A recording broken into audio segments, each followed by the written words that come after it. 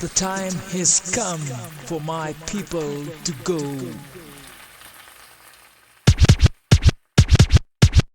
I'm not a queen, I'm a servant of the people. I'm not a king, I'm a servant of the people. It's what the people demand, and we gonna keep fighting till we get that land. I'm not a queen, I'm a servant of the people. I'm not a king, I'm a servant of the people. It's time to rise, to get what we want, we got to organize. Good day, good afternoon, good evening, good people, good comrades, wherever you are in the world. We are here on this day to present a brief commemoration of International Workers' Day, held in many places around the world on May the 1st. On this episode, we are honoring not only those ancestors who fought for humane and safe working conditions, we want to honor anyone around the world who is continuing the work. We must remember that a job is what you do to meet any material needs in a society which does not provide them without levels of exploitation. Work is what you do as a means of contributing to a better world. As many who do work in revolutionary organizations and in unions, as well as those who utilize a class analysis, Labor Day is not simply a day where you have the day off from your job. It is a day on to continue the emphasis on the fight against unfair labor practices, wage theft, and inequities, and to recognize the power the masses of workers actually have. There are many who lament getting cuts in paychecks to working overtime when they had plans for the weekend. They are right to do so. However, these complaints are far from new. Despite there being some checks and balances, like child labor laws, workers' rights still have a far ways to go. As there have been more mass worker walkouts, strikes, and successful union organizing within the past couple of years, most notably the Amazon facility in Staten Island, New York, multinational corporations, in particular, have made it difficult for workers, creating anti-union indoctrination campaigns and retaliation against / firing of individuals. It is not enough to just acknowledge a day for workers. No incentive is going to be a bandage for horrible conditions. No incentive is going to be a bandage for negative environmental impacts of mass trash dumping, or producing patents to assure that smaller farmers are not able to thrive.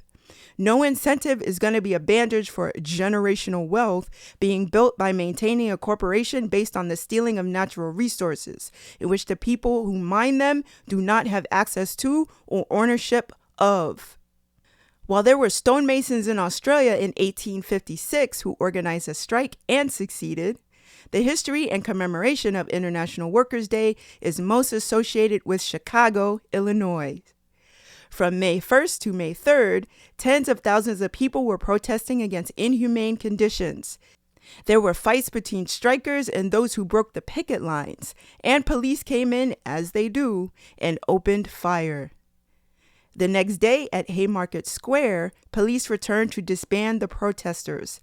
A bomb was thrown, and what ensued became known as the Haymarket Massacre. August spies, Albert Parsons, Samuel Filden, George Engel, Adolf Fischer, Michael Schwab, Louis Ling, and Oscar Neebe were all tried and convicted for conspiracy. They are all known as the Haymarket 8 or Haymarket Martyrs. That's right. The next time you complain about anarchists, socialists, or people on the left, just know it was those same people who were fighting for your labor rights. The world, especially those who faced imperialism and colonialism, understood these conditions very well and responded in kind. Places who have seen revolution and U.S.-supported dictatorships over time, Cuba, Peru, and Chile, heeded the call, and workers participated in strikes. The movement grew around the world, and it continues to.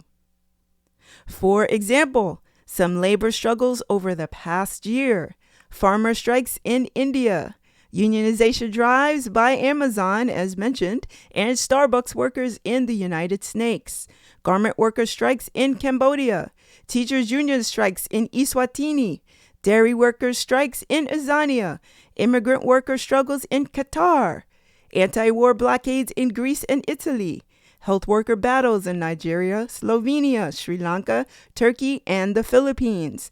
Anti-austerity demonstrations in Colombia, Brazil, and Australia. Domestic workers' struggles throughout the world. Continuing people's wars in India, Philippines, and Turkey, as well as the factory worker strikes in Haiti.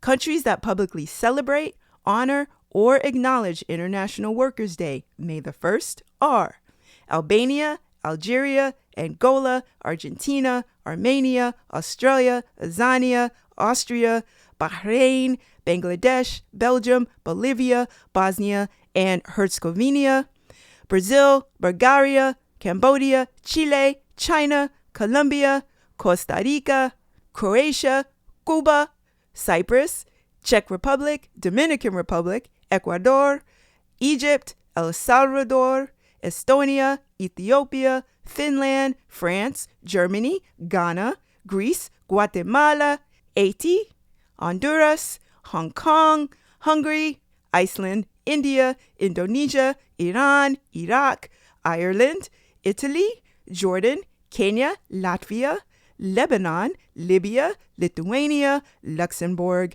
Macau, Malaysia, Maldives, Malta, Mauritius, Mexico, Montenegro, Morocco, Mozambique, Myanmar, Namibia, Nepal, Nigeria, North Korea, North Macedonia, Norway, Pakistan, Palestine, Panama, Paraguay, Peru, Philippines, Poland, Portugal, Romania, Russia, Serbia, Singapore, Slovakia, Slovenia, Somalia, Spain, Sri Lanka, Sweden, Switzerland, Syria, Tanzania, Thailand, Tunisia, Turkey, Uganda, the UK, Uruguay, Venezuela, Vietnam, and Zimbabwe.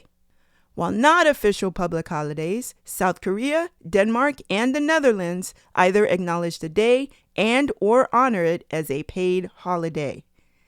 It is an official day in Taiwan. However, teachers and students do not have the day off. New Zealand honors the day in October, and Canada, like the U.S., hold Labor Day in September.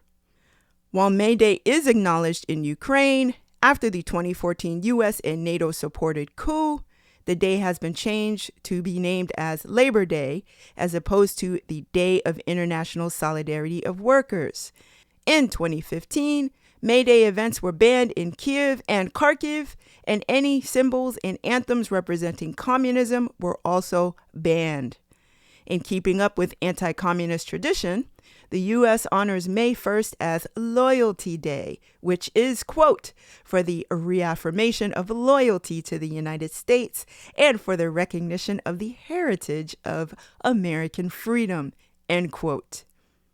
Despite holding official days on different months, labor movements in these countries still hold rallies and events on May 1st.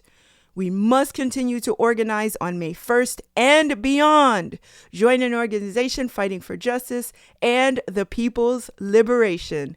Thank you. Forward ever.